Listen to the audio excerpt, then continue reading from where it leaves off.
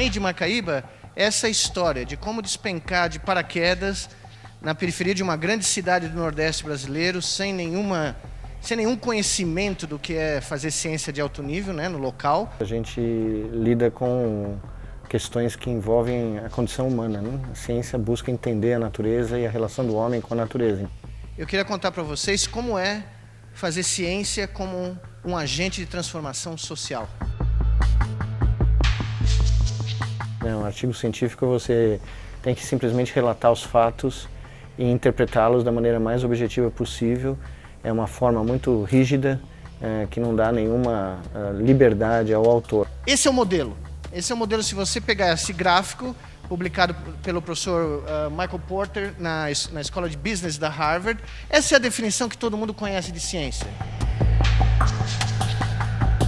A narrativa de um livro de não ficção como esse, ou como um livro descrevendo achados científicos para o público em geral, ela dá ao autor muito mais liberdade, né? Muito a chance de fazer com que o leitor se envolva com a narrativa. E eu cheguei aqui, do lado dessa casinha, no outro extremo, tinha uma tenda. Um indivíduo tinha montado um bar no meio da estrada da BR, em conjunção com essa rodovia aqui. E eu fui falar com ele e falei, bom, o que o senhor está fazendo aqui no meio de lugar nenhum, né? Ele falou, bom, o senhor não está informado, né?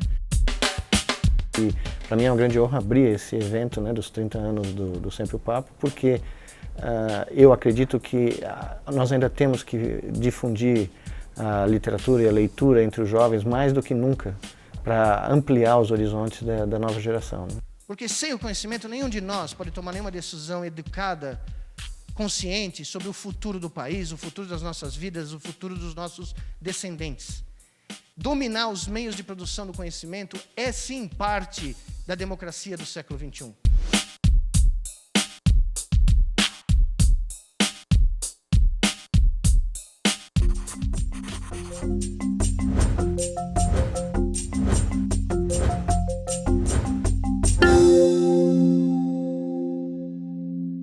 O Made in Macaíba é uma história de uma utopia, foi assim que esse projeto foi chamado quando a gente chegou no Brasil, em 2003, que foi realizada.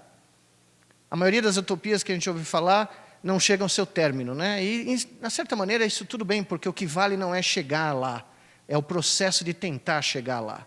Mas eu posso contar para vocês, vou contar para vocês hoje, como é que nós conseguimos transformar esse sonho quase impossível em realidade.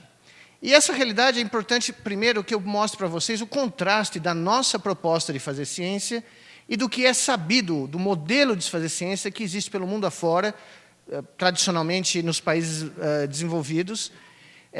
Esse é o modelo. Esse é o modelo, se você pegar esse gráfico, publicado pelo professor Michael Porter na Escola de Business da Harvard. Essa é a definição que todo mundo conhece de ciência.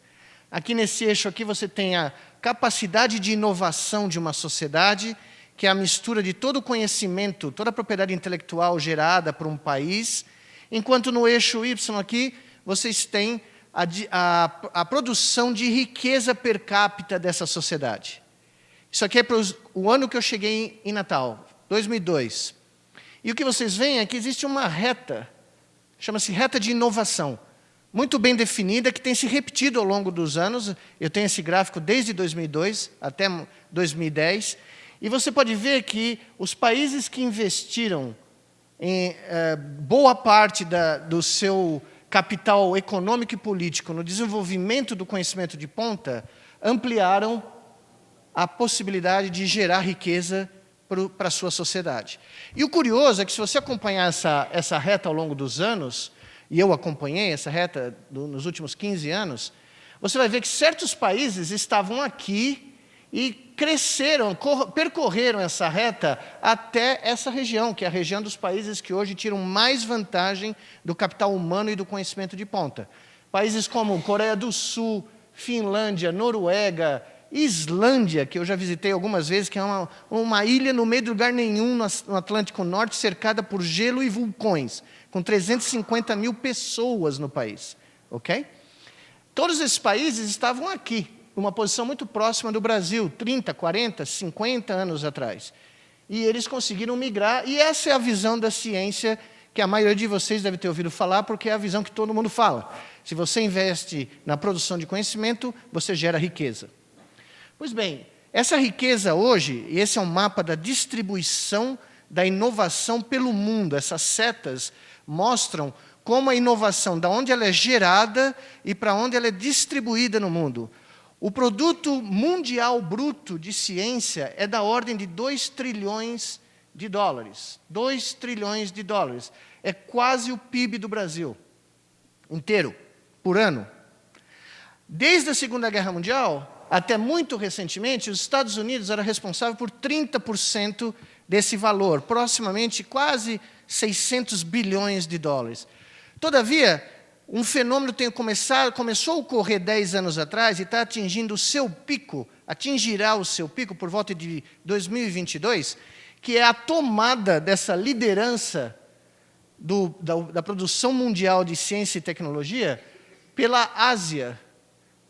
Pela primeira vez, 2 anos atrás, a Ásia como um todo investiu mais em ciência e tecnologia do que os Estados Unidos. E daqui a 6 anos, mais ou menos, a China, só a China, terá passado os Estados Unidos com mais de 30% do investimento mundial de ciência e tecnologia.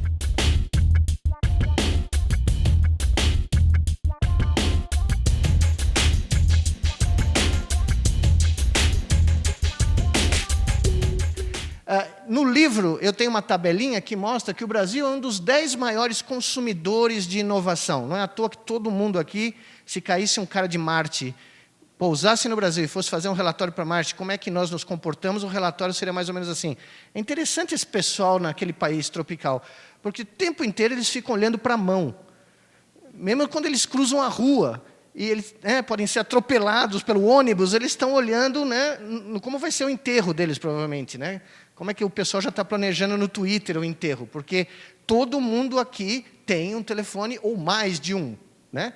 Nós somos grandes consumidores de inovação, porque para esse telefone que vocês têm na mão terem funcionado, foram 50 anos de pesquisa, desde a pesquisa abstrata, básica, até a descoberta do transistor e a manufatura necessária, o desenvolvimento necessário para vocês poderem ter o que vocês têm hoje na mão.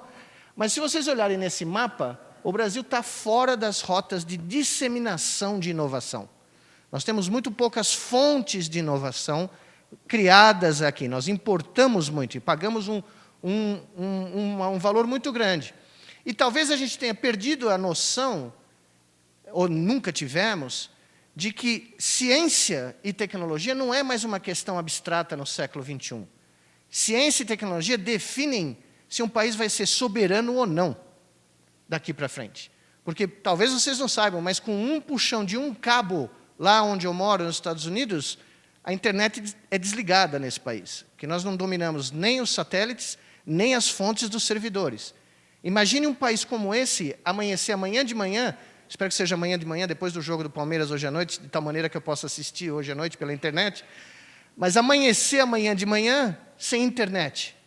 Aeroportos, bancos, bolsa de valores, todo o cotidiano nosso está dependente dessa inovação que não pertence a nós, cuja infraestrutura não é controlada por nós. Isso é só um dos exemplos que dão. Eu tenho vários exemplos no livro descrevendo o porquê da necessidade de se investir em ciência. Qual é o nosso grande drama? O nosso grande drama está explicitado nesse gráfico aqui do livro, onde eu mostro, é um gráfico que a OECD produziu, mostrando a despesa de todas as sociedades de vários países em ciência, em porcentagem do produto interno bruto, do PIB, né? Em função dos números de cientistas existentes por milhão de habitantes. Okay? Veja o tamanho dos Estados Unidos, são 600 bilhões, por volta de 3% do PIB. O Brasil está aqui com mais ou menos 200 mil cientistas no número total e 1,16% do PIB investido. Nós aumentamos nos últimos 12 anos algo em torno de 4 vezes o investimento. É um dos maiores aumentos relativos do mundo nesse período, mas a nossa distância é muito grande. Agora, veja só, se vocês olharem no topo desse gráfico, quem está no topo do gráfico? A Finlândia. Um país que, né, se vocês pararem para pensar, é um país pequeno, lá no meio da Escandinávia, no norte do mundo. Só que, em 1970, a Finlândia decidiu fazer uma revolução educacional. A sociedade finlandesa falou, não dá mais. A Nokia, a maior empresa finlandesa, falou que era uma empresa, vocês não sabem provavelmente, eu conto a história da Finlândia no livro também, era uma empresa de floresta, de madeira, de produzir papel e madeira. Só que nos anos 60, a família que dominava a Nokia decidiu que eles queriam investir numa área que na época era duvidosa, chamava microeletrônica. Só que a Finlândia não tinha engenheiros eletrônicos, engenheiros elétricos, que pudessem ser contratados pela Nokia. E a Nokia foi à sociedade finlandesa e ao governo finlandês e falou, não dá para continuar assim, nós queremos ter engenheiros do nosso país, nós não queremos ter engenheiros noruegueses, dinamarqueses, suecos. E o governo, junto com a sociedade, criou uma revolução educacional que tem ecos hoje no mundo inteiro, porque as crianças da Finlândia, durante a década de 90 inteira, estiveram nos primeiros lugares dos índices dos exames internacionais de proficiência em matemática, ciência e raciocínio lógico. E, com isso, a Finlândia transformou a sociedade de uma sociedade extrativista, a maior empresa da Finlândia, né, de uma empresa madeireira, numa empresa que até os 2004, 2005, era a maior produtora de telefones celulares do mundo. Aí ela perdeu essa proficiência. Todavia, a Finlândia entrou para o século da economia do conhecimento através da educação. E foi isso que me motivou a voltar ao Brasil 13 anos atrás, porque eu já vivia nos Estados Unidos há 15 anos. E quando eu estudei o modelo de desenvolvimento científico americano, o que eu percebi é que nos Estados Unidos, uma criança hoje, em qualquer canto dos Estados Unidos, tem acesso a meios de produção científica, ou pelo menos a meios de educação científica de alto nível. Quer dizer, se a criança nascer aqui no meio do país, ela vai ter perto dela uma universidade de pesquisa, um museu de ciência, ou mesmo na sua escola, onde, por exemplo, os meus filhos estudaram nas escolas americanas, públicas, todos os três, sempre existiam feiras de ciência, programas para as crianças visitarem os laboratórios nas universidades, ou seja, existiam mecanismos de participação. E como é que os americanos fizeram isso? Não faz muito tempo, depois da Guerra Civil Americana, os Estados Unidos estava completamente arrasado. Não havia nada. A ciência era feita na Europa, principalmente na Inglaterra, França e Alemanha. Os Estados Unidos decidiram, num processo distribuído, criar focos de investimento científico. E eu conto essa história logo no capítulo 2. O primeiro deles, por incrível que pareça, foi aqui, em Maryland, na cidade de Baltimore, logo depois da Guerra Civil, um americano muito visionário, Johns Hopkins, doou a maior doação privada da época, depois da Guerra Civil, segundo ele, para reconstruir o sul dos Estados Unidos através da educação. E criou uma universidade chamada Johns Hopkins University, que hoje é a maior receptora de subsídios públicos do governo americano para pesquisa pura e aplicada. Como é que eles fizeram? Eles começaram aqui, e aí eles foram espalhando núcleos regionais, 6, 7 núcleos, de tal maneira que daqui eles pudessem se irradiar para o resto do país e cobrir o país inteiro.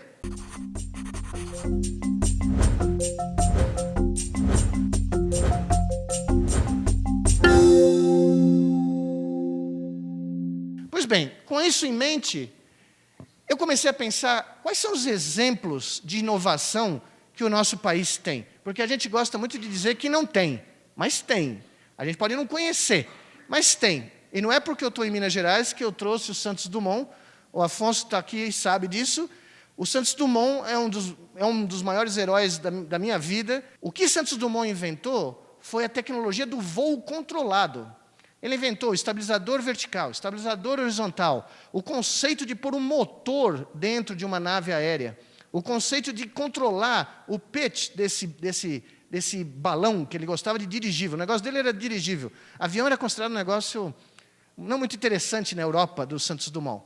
Só que no dia 19 de outubro de 1901, Santos Dumont, numa demonstração pública para 1 milhão de pessoas um sábado de manhã, na cidade de Paris, contornou a Torre Eiffel em 30 minutos, demonstrando que ele tinha um controle da nave que ele tinha desenvolvido.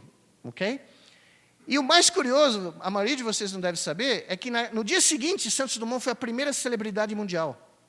O New York Times pôs na primeira capa, finalmente o homem conquista o espaço. O que o Santos Dumont fez foi inventar os 6 ou 7 passos de inovação essenciais para a gente sair do chão, ficar lá em cima e voltar da onde a gente saiu. Essa inovação, 3 gerações depois, deu como fruto a 3ª maior empresa aérea do mundo, que é brasileira, que chama Embraer. Eu voo de Embraer o tempo inteiro nos Estados Unidos, porque ela é detentora das maiores rotas de voos regionais nos Estados Unidos. As companhias aéreas usam aviões da Embraer. E essa transformação da ousadia e do destemor do Santos Dumont num faturamento de 3 bilhões de reais por ano é a equação da inovação. E foi feita aqui. Ou seja, não é nada do outro mundo, não é algo que só quem fala inglês é capaz de fazer. Essa é uma dos temas do livro que vocês estão tendo hoje a oportunidade de conhecer. Ciência e inovação pode sim ser feita num país como o nosso, em qualquer canto de um país como o nosso. Nas periferias de Natal, ao Vale do Jequitinhonha, a qualquer lugar o talento humano existe e está presente. Ele só precisa ter, como eu gosto de dizer, aeroportos para decolar. Sem a oportunidade de decolar, nenhum Santos Dumont voa.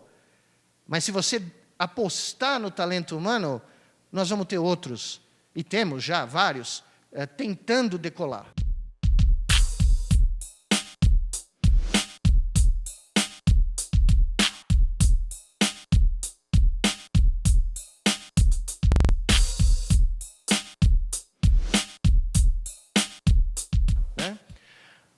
Pois bem, a história de Macaíba é a tentativa de trazer isso que eu acabei de falar para vocês, a maravilha da aquisição do conhecimento e a transformação desse conhecimento em algo que muda a humanidade, para um lugar que ninguém jamais associou com essa equação.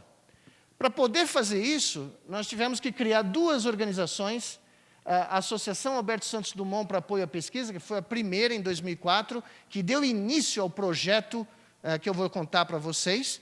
E 2 anos atrás, essa associação que continua trabalhando no projeto que virou o projeto da Copa do Mundo, o projeto Andar de Novo, que eu vou mostrar para vocês, ela passou o bastão para o Instituto Santos Dumont de Ensino e Pesquisa, porque agora, o que começou com R$50 para tentar pagar uma pessoa para registrar a Associação Santos Dumont, virou um campus inteiro na periferia de Natal, na cidade de Macaíba, chamado Campus do Cérebro, que é o que eu vou descrever para vocês agora.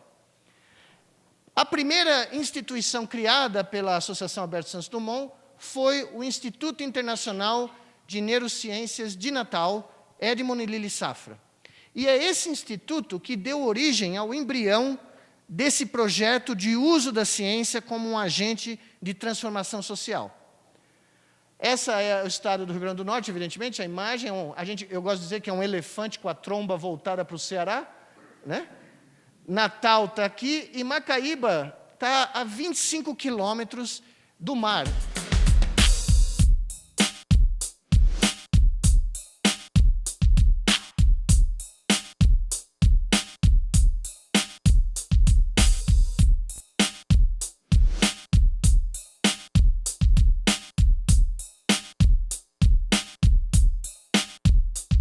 Quando eu cheguei em 2002 em Macaíba, eu encontrei gente morando em Macaíba que tinha um dos piores índices de desenvolvimento humano de toda a região metropolitana de Natal, e lá embaixo, nos 25% piores de todo o Brasil, eu encontrei gente que nunca tinha visto o mar, a 25 quilômetros do Oceano Atlântico. Gente que nunca tinha saído daqui. E anos depois eu fui descobrir que, por uma coincidência absolutamente inacreditável, como cientista eu não acredito em nada fora do normal, mas isto aqui foi quase como um milagre, eu descobri que essa região, onde nós despencamos para construir a nossa utopia, era a sede do Império Tapuia, do rei Canindé, que foi a única tribo tupi-guarani de todo o litoral brasileiro que resistiu a todos os invasores. Portugueses, franceses, holandeses, espanhol. Eu gosto de dizer, e digo no livro, que eles fizeram churrasco de todos eles. Mas desde o início, nós dizemos, quando eu cheguei lá em Natal, eu digo aos nossos alunos, mais de 11 mil crianças, que vocês vão ver daqui a pouco, que passaram pelas nossas escolas, que eles carregam dentro deles o DNA tapuia. E que eles têm que ter muito orgulho disso. Eles não têm que ter vergonha disso. Eles carregam o DNA que resistiu à completa aculturação que foi realizada no litoral e todo o brasileiro e ao genocídio que foi feito aqui. E isso serviu como um primeiro alavancador da autoestima dessas crianças para perceberem que elas podem, sim, almejar qualquer coisa. Essa é a base principal do nosso sistema educacional, que vocês vão ver num minutinho. Mas eu tenho uma história que eu gosto de contar, porque logo que eu desembarquei aqui, nós já percebemos que a ideia de trazer ciência para a periferia de Natal ia estimular o capitalismo local.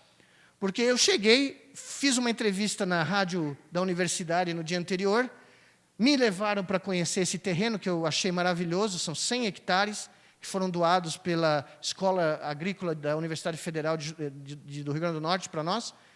E eu cheguei aqui, do lado dessa casinha, no outro extremo, tinha uma tenda. Um indivíduo tinha montado um bar no meio da estrada da BR, em conjunção com essa rodovia aqui. E eu fui falar com ele e falei, bom, o que o senhor está fazendo aqui no meio de lugar nenhum, né? Ele falou, bom, o senhor não está informado, né? Eu falei, como não? Ele virou para mim e disse, o senhor não viu a rádio ontem, um anúncio na rádio? Eu falei, que anúncio? Ele falou, o senhor não viu falar que vai vir um monte de cientista trabalhar aqui? Eu falei, eu vi o anúncio. Ele falou, pois bem, eu cheguei antes, porque, como o senhor sabe, esse povo bebe pra caramba, né? Eu só devo dizer que ele está lá até hoje, né? E só que não é uma tenda mais, é uma casa, né? Equipada com toda a infraestrutura necessária. De alguma maneira, ele sobreviveu nesses 13 anos, né? Essa é a imagem de dentro do campus, do terreno que eu conheci, e aqui eu começo a mostrar a vocês a infraestrutura que nós começamos a criar na periferia de Natal e em Macaíba. Esse é o nosso primeiro prédio, nosso primeiro Instituto de Neurociência, que era uma moradia abandonada de alunos da universidade, que nós reformamos, transformamos, treinamos carpinteiros, pedreiros, arquitetos, para fazer um instituto de pesquisa no meio do lugar nenhum. E aqui é o interior desse prédio, que são laboratórios que eu tenho, a única métrica de comparação são os laboratórios que eu tenho lá nos Estados Unidos, porque as plantas, todo o desenho vieram de lá, e nós usamos mão de obra nacional, e hoje, inclusive, esses indivíduos que fizeram essas bancadas, todo esse trabalho, eles vendem esse material para vários lugares do Brasil, mas foi criado lá, made in Macaíba. Aqui vocês veem um laboratório de imagens do cérebro, que é um dos poucos do Brasil, com o grau de resolução e o grau de maquinário e equipamento, e assim por diante. Começamos a criar toda a infraestrutura para trazer neurocientistas do Brasil e do mundo inteiro para trabalharem nessa região. Esse é o primeiro prédio que nós construímos. Esse é um centro de primatologia em macacos, de neurociência em macacos, onde, inclusive, daqui saiu um trabalho que foi publicado em uma das maiores revistas 2 anos atrás, com uma nova técnica para tratamento da doença de Parkinson. E, por incrível que pareça, depois de ser criada lá no laboratório da Duke, ser feita aqui em macacos no Brasil, já existem 50 pacientes no mundo que estão usando essa técnica com resultados extremamente positivos. Ou seja, nós começamos a mostrar que era possível fazer ciência de alto nível no meio da periferia de Natal, na cidade de Macaíba.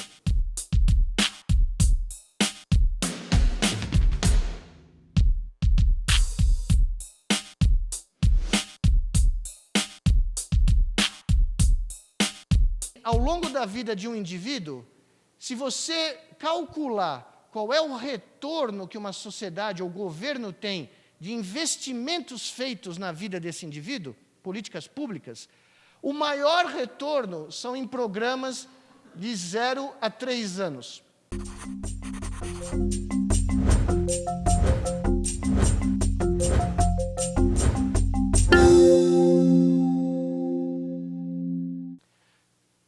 Mas mais importante do que fazer ciência, a nossa proposta era muito mais abrangente do que essa. Eu tinha estudado os trabalhos desse professor de economia, o professor Heckman, que ganhou o prêmio Nobel, e o que ele mostrou para ganhar o prêmio Nobel foi um estudo de várias escolas, várias políticas públicas americanas, que demonstraram que, ao longo da vida de um indivíduo, se você calcular qual é o retorno que uma sociedade ou governo tem de investimentos feitos na vida desse indivíduo, políticas públicas, o maior retorno são em programas de 0 a 3 anos.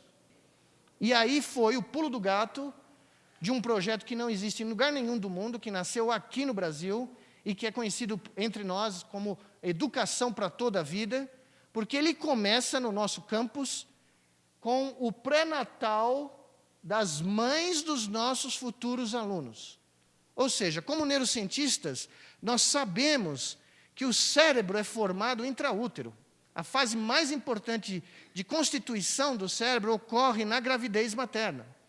Se você não agir para que essa gravidez tenha todas as condições necessárias, para que essa criança nasça com todo o seu potencial neurobiológico, pode esquecer. Porque o que acontecer de errado no período gestacional vai ser muito difícil de corrigir depois. Pois bem, o que nós fizemos foi criar o Centro de Saúde Anita Garibaldi, que hoje responde por 12 mil consultas de pré-natal por ano, e nos seus 7 anos de existência, já realizou 60 mil consultas, o que acontece ser a população inteira da cidade de Macaíba.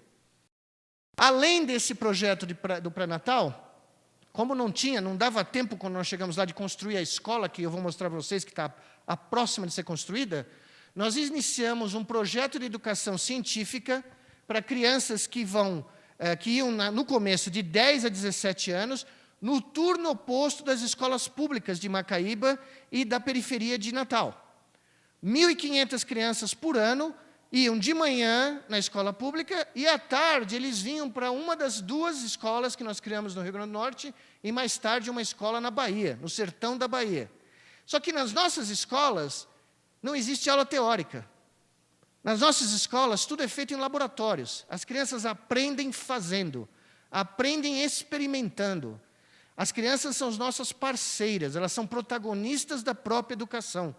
Elas não estão lá ouvindo um monte de coisa e depois regurgitando na prova e no dia seguinte esquecendo tudo. Por exemplo, para aprender o que é um triângulo de Pitágoras, eu não vou lá e ponho o que eu aprendi no Colégio Bandeirantes em São Paulo, que a dona hipotenusa ao quadrado é casada com a soma dos catetos ao quadrado, né?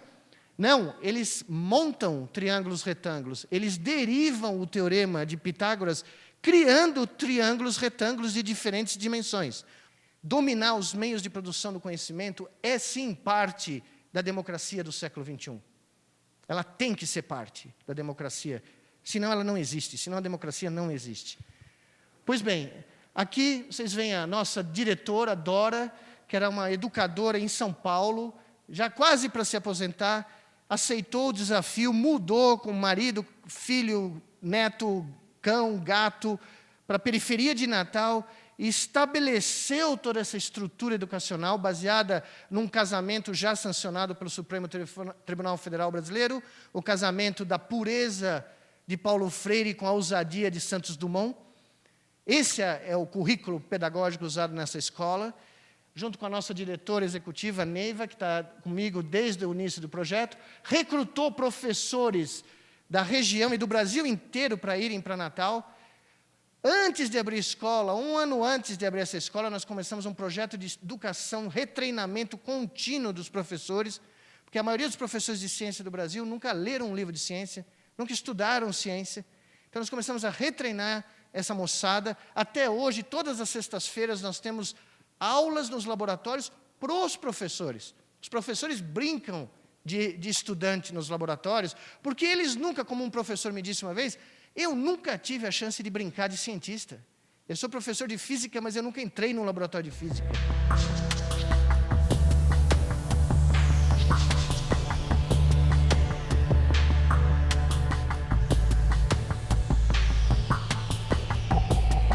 Mas, enfim, nas nossas semanas de ciência, o bairro de Felipe Camarão, Estado de Esperança, nunca tinha ouvido falar da amostra de ciência na Semana de Ciência e Tecnologia do Brasil. Nunca ninguém tinha ouvido falar disso. Nós criamos a nossa, onde as crianças trazem os seus pais, mães, avós, bisavós, para percorrer os pôsteres dos trabalhos que eles fazem na escola. E a cena mais inusitada que eu testemunhei nesses anos todos é uma menininha de 11, 12 anos, chegando para a bisavó, né, descendente de escravos, quilombola, né, da comunidade quilombola, lá perto de Santa Cruz, em Macaíba, e dizendo o seguinte para a bisavó: vó, tudo que existe no universo aqui em volta de nós veio do Big Bang. Você já imaginou que ter 80 anos de idade e ter a sua bisneta dizendo para você que houve uma explosão de luz há 15 bilhões de anos atrás, que deu origem a toda a matéria que existe no universo? Sabe qual é o resultado disso? A longo prazo? Os pais voltaram para as escolas. Os avós foram se alfabetizar. Eles não aguentavam mais ver os filhos progredindo e eles não conseguindo mais conversar. Nós tivemos um dos índices mais altos de engajamento de pais de Macaíba, da periferia de Natal, para o EJA, para ir para as escolas, aprender a ler e escrever, para poder entender que diabos é esse Big Bang. Ou seja, é possível. A utopia de democratizar a educação no Brasil, ela é longe de ser impossível. Ela só é precisa que a gente queira. E não é queira cair do céu. A gente precisa se levantar e agir, como fizeram na Finlândia.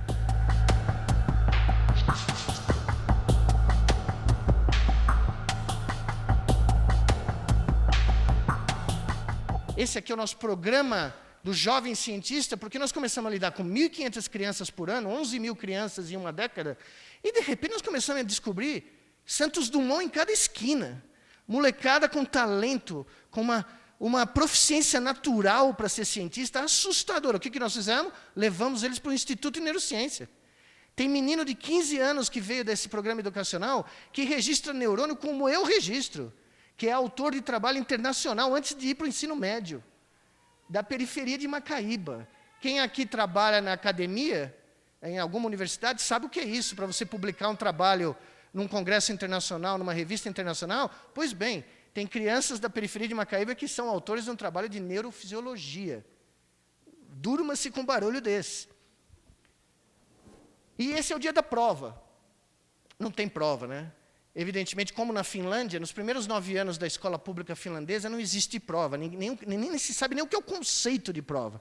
E ainda assim, as crianças finlandesas passam nos primeiros lugares nos exames da OECD de proficiência científica e matemática. A nossa escola não tem prova. Esse aqui é o boletim. O boletim é a métrica da felicidade na nossa escola.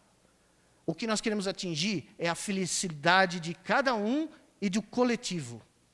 Essas crianças hoje, se você chegar nas nossas escolas, a escola abre às 7h30 da manhã, às 6h30 a criançada está sentada na calçada, lendo um livro, porque tem livro em todo lugar, até no banheiro da escola, porque lá é legal sentar no banheiro e ler. Tudo bem, todo mundo sabe que é legal e pode ficar até, não tem jeito, tem que esperar, né?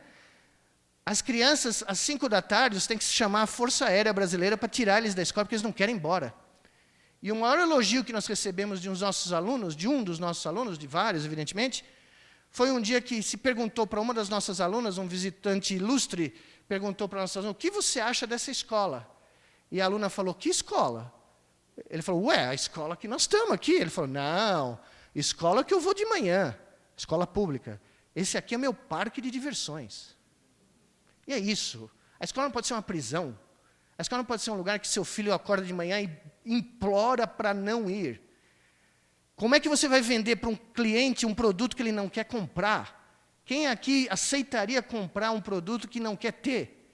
Como é que nós podemos aceitar que as nossas crianças se dirijam a lugares onde elas não têm prazer, felicidade, liberdade, voz, Nas nossas escolas, as crianças têm voz, porque tem assembleias de participação dos alunos, as crianças têm abertura completa para falar o que elas pensam.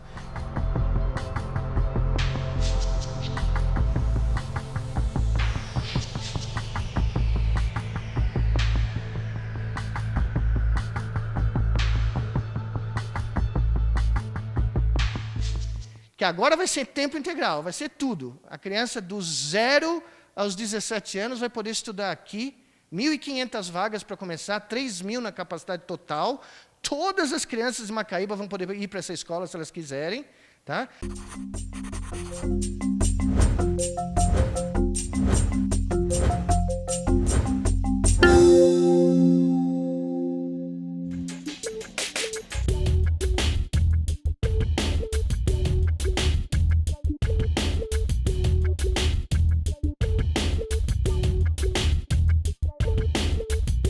Quando eu cheguei no Brasil em 2013, eu falei, bom, vou chegar lá, tenho o plano, contratar o arquiteto, levar o projeto, todo mundo vai achar que é maravilhoso, todo mundo vai chegar e falar, vamos construir o campus do cérebro. Levei 12 anos para fazer essa equação. Né?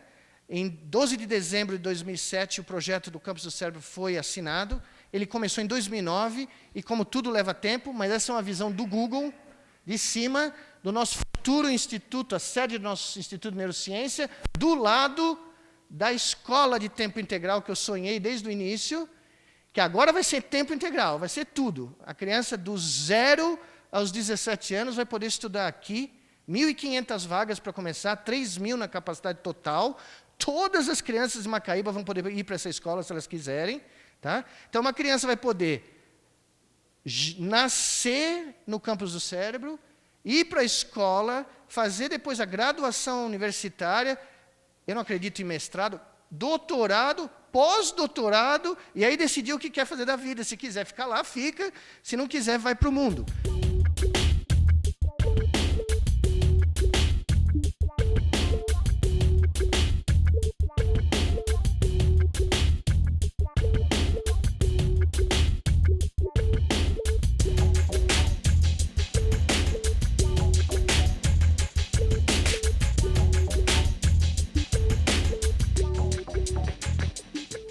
Bom, se vocês tiverem mais 5 minutos de paciência, eu queria falar só de um pouco da ciência, porque a gente também faz ciência lá.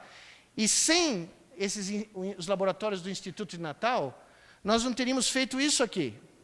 Essa aqui é a representação, não no Brasil, mas da Scientific American, uma das maiores revistas de divulgação científica do mundo, da qual eu tenho a honra de ser membro do corpo editorial há quase 8 anos.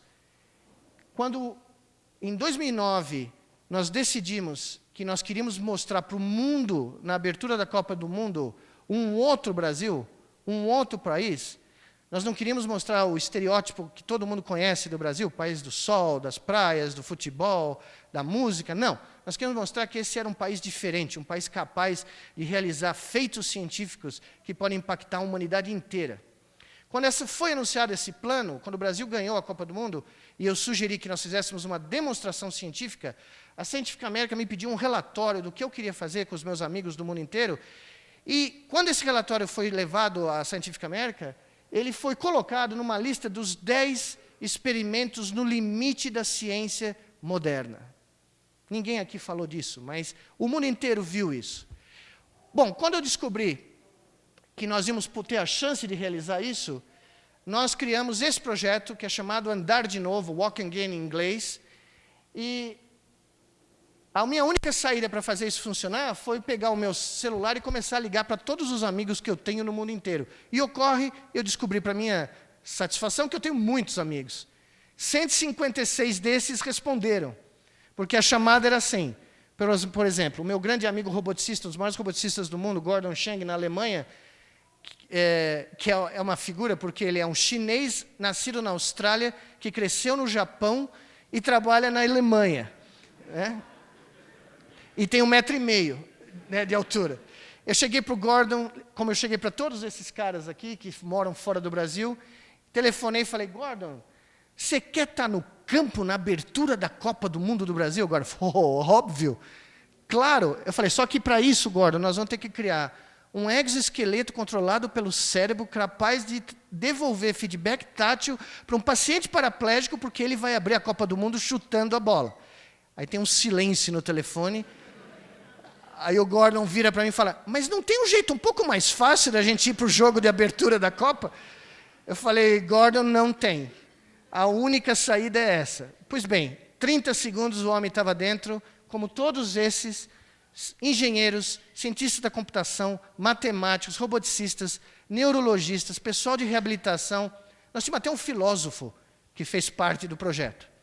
E nós chegamos e falamos, nós vamos criar o primeiro laboratório global de neurorobótica do mundo.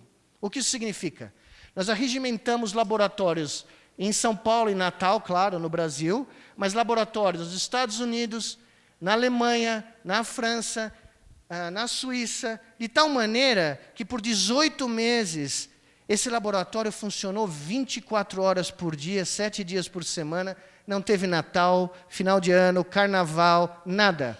A gente ia dormir no Brasil, os europeus pegavam e começavam a trabalhar. Os europeus iam dormir na Europa, os americanos na Califórnia pegavam e começavam a trabalhar. Ou seja, nós tínhamos uma operação contínua ao redor do planeta para construir isto aqui. O primeiro exoesqueleto, a primeira veste robótica capaz de ser controlada pela mente, capaz de ser operada por uma pessoa paralisada, no caso, 8 pacientes, vários deles com mais de uma década de paralisia por lesão medular. No caso do Juliano Pinto, que realizou o chute da Copa, 2/3 do corpo do Juliano são paralisados, do meio do peito para baixo.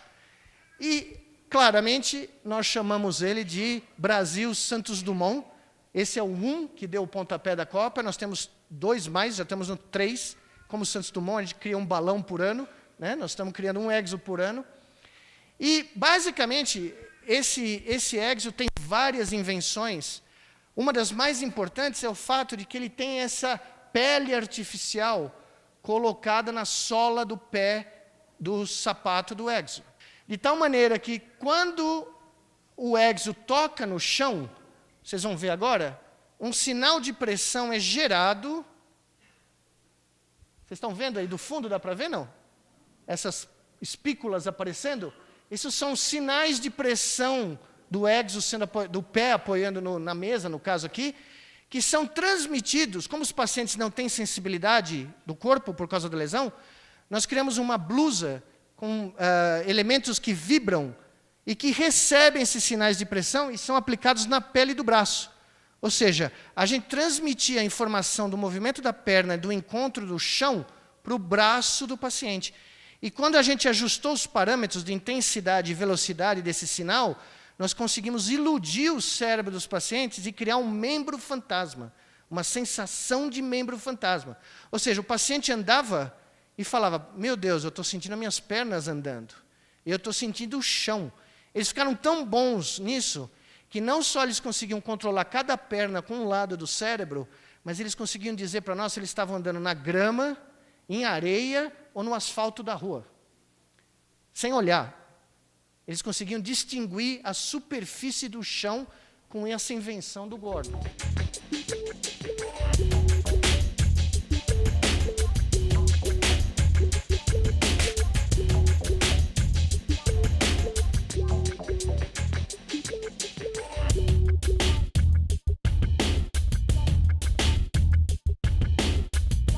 Isso é um documento histórico. A primeira vez que um dos nossos pacientes andou num exo, depois de 9 anos numa cadeira de roda, ficar de pé, controlou, eu vou mostrar para vocês. Vocês estão vendo aqui o Bruno, vocês vão ver aqui o capacete, né? Todo mundo consegue ver lá do fundo? Vocês vão ver umas luzes aqui.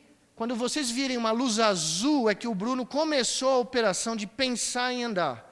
Quando essa luz se transformar em vermelho, é que a operação foi realizada com sucesso, o computador que está aqui atrás entendeu que o Bruno quer caminhar e o exo vai começar a caminhar. E no que ele começa a caminhar, os sinais de pressão gerados no pé estão sendo entregues no braço do Bruno. Tá? E vocês podem prestar atenção no rosto dele, se vocês conseguirem ver aí, da plateia, porque para mim é difícil aqui por causa da luz. A luz azul, ele acertou, a luz vermelha acendeu. Dá para ver que ele está caminhando? Essa é a primeira vez que o Bruno andou novamente. Aqui no perímetro da sala, existiam iPads, computadores, transmitindo por Skype essa imagem para o mundo inteiro. Todo o grupo de cientistas do mundo estava assistindo essa imagem. E eu jamais vi um número de neurocientistas tão grande chorando ao mesmo tempo como aqui. Bom, eu nem vou entrar em detalhes do que aconteceu no dia da Copa, porque isso é matéria para outro livro. Eu preciso voltar para Belo Horizonte para contar, né? O Afonso disse para mim que não é para contar os detalhes, porque eu vou ter que vir daqui um ano para contar de novo. Pois bem, a maior surpresa não foi na abertura da Copa. Todos vocês pensam que foi a abertura da Copa, mas não foi. A maior surpresa foi um mês depois, no exame neurológico de rotina. Nós fomos examinar os 8 pacientes que tinham treinado, porque todos eles tinham treinado e estavam aptos a fazer essa demonstração. E o que nós encontramos? Em média, os pacientes recuperaram sensibilidade abaixo do nível da lesão em 5 segmentos do corpo. Faz 2 anos que nós começamos a treinar com esses pacientes. Hoje, em dezembro, nós fizemos o teste neurológico de novo. 80% deles passaram de paralisia completa para paralisia parcial. O cérebro está aprendendo novamente a andar. O cérebro está aprendendo a achar caminhos para recuperar a função, porque nós treinamos o cérebro, embutimos no cérebro novamente a noção de ter pernas e de querer caminhar. Em 2004, dia 7 de março de 2004, eu dei uma palestra em Natal, na abertura formal do projeto do Campus do Cérebro, do Instituto Internacional de Neurociências de Natal, dizendo que o nosso maior objetivo, 12 anos atrás, era fazer com que nunca mais os nossos Santos Dumont, os nossos doidivanos, inventores, sonhadores, utópicos, tivessem que ir embora do Brasil para realizar os seus sonhos. A minha promessa, junto com os meus colegas, foi que, a partir de então, o nosso objetivo seria permitir que no nosso campus e no nosso país, essas aventuras doidivanas que mudam a humanidade se realizassem aqui, sobre a luz do Cruzeiro do Sul. E é com muito prazer que hoje, ao mostrar que de vez em quando as utopias chegam ao fim e são realizadas, é com muita honra e muito prazer voltar aqui a Minas Gerais para dizer que hoje os nossos Santos Dumont podem sim voar sobre a luz do Cruzeiro do Sul. Muito obrigado.